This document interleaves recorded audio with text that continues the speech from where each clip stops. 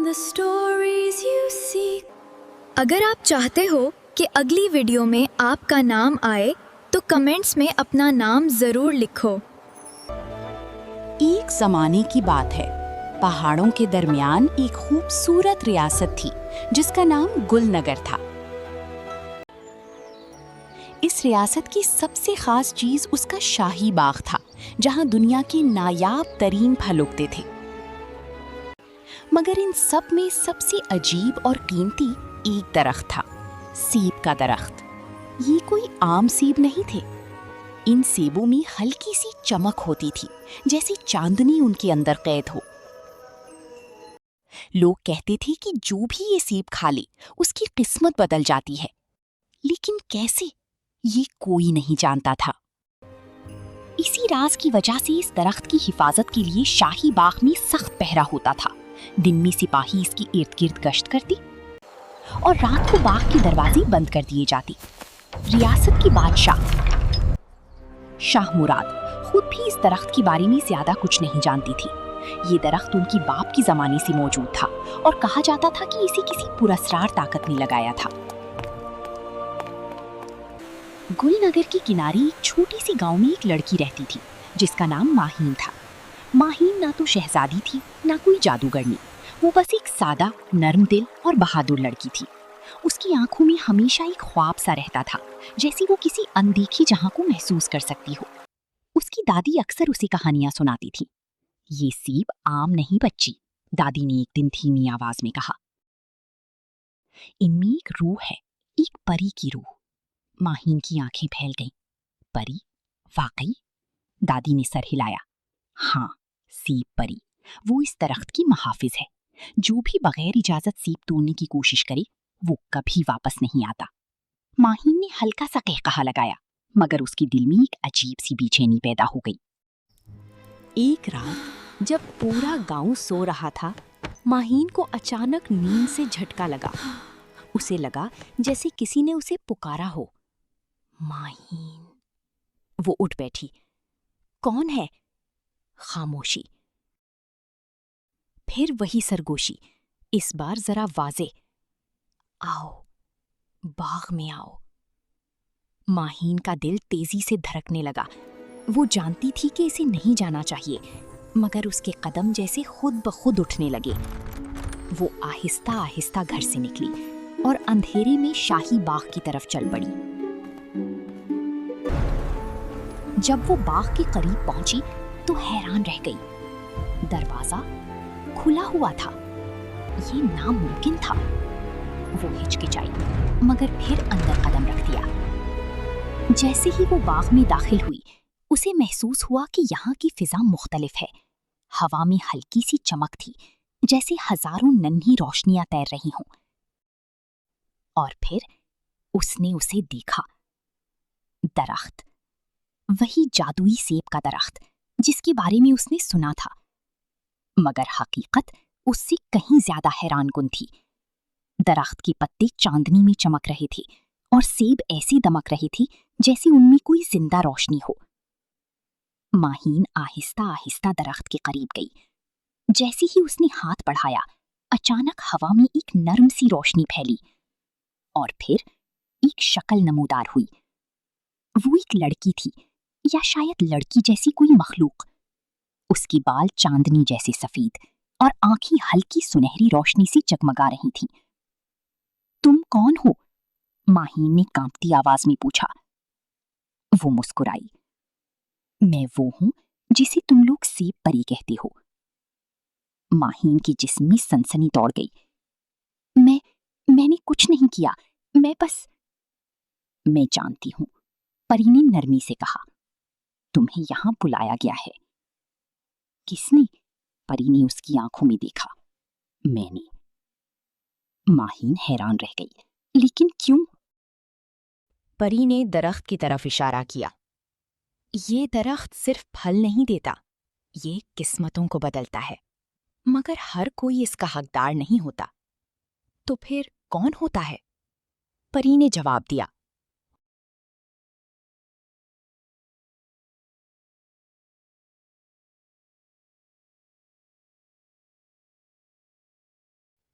फिर उसने एक चमकता हुआ सेब तोड़ा और माहीन की तरफ बढ़ाया।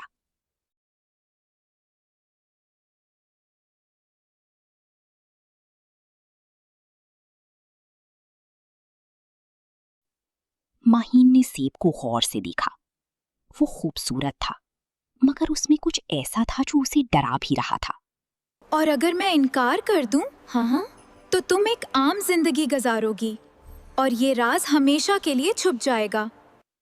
माहीन के दिल में तूफान बरपा हो गया। एक तरफ खौफ, दूसरी तरफ तजस्सुस, और फिर उसने फैसला कर लिया। मैं तैयार हूं, उसने आहिस्ता से कहा, और फिर उसने एक लुक़मा लिया। जैसे ही सेब उसके मुंह में गया, अचानक उसके इर्द गिर्द सब कुछ बदल गया। हवा तेज हो गई, दरख्तों के पत्ते जोर जोर से हिलने लगे, जमीन जैसे हिल रही थी।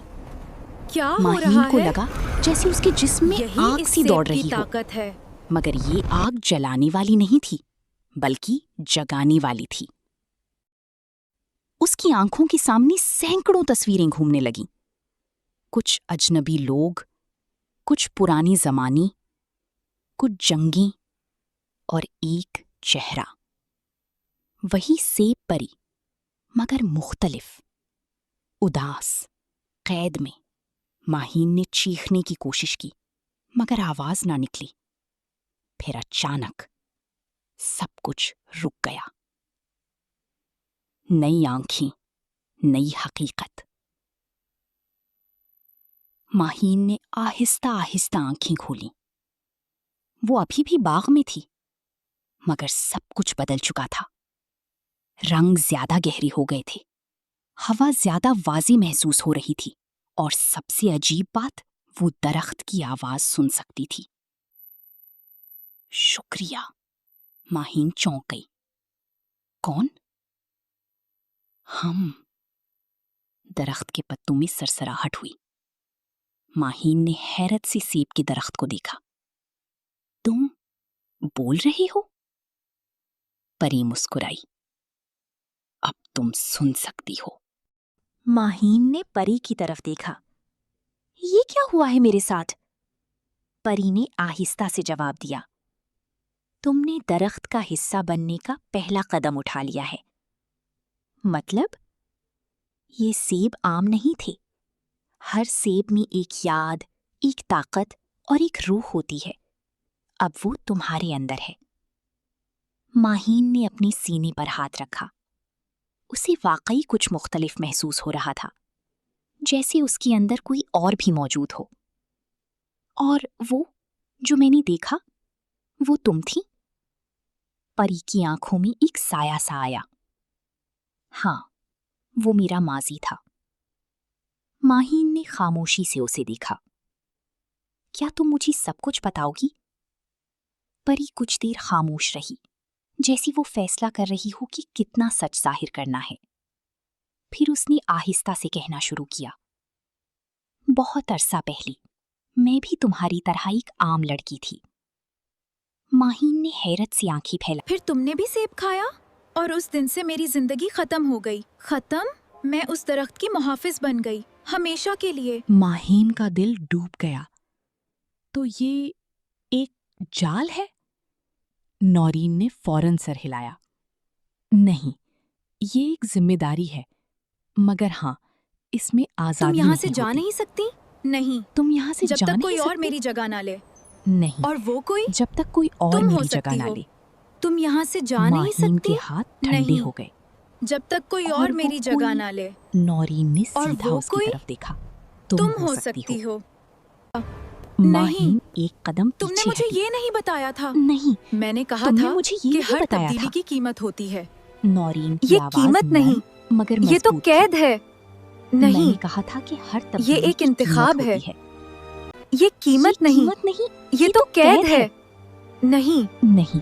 ये एक नौरीन इंतखाब ने है। आहिस्ता से कहा, ताकत खो देगा ये एक इंतखाब और है। कुछ बहुत बुरा होगा। माहीन की अगर आंखों में मैं आंसू आ इनकार गए। कर दूं तो अगर मैं इनकार कर दूं तो दरख्त गहरी अपनी सांस ली। ताकत खो देगा दरख्त अपनी और ताकत खो कुछ देगा बहुत बुरा और कुछ होगा। बहुत बुरा होगा। अचानक बाग की फजा बदल गई।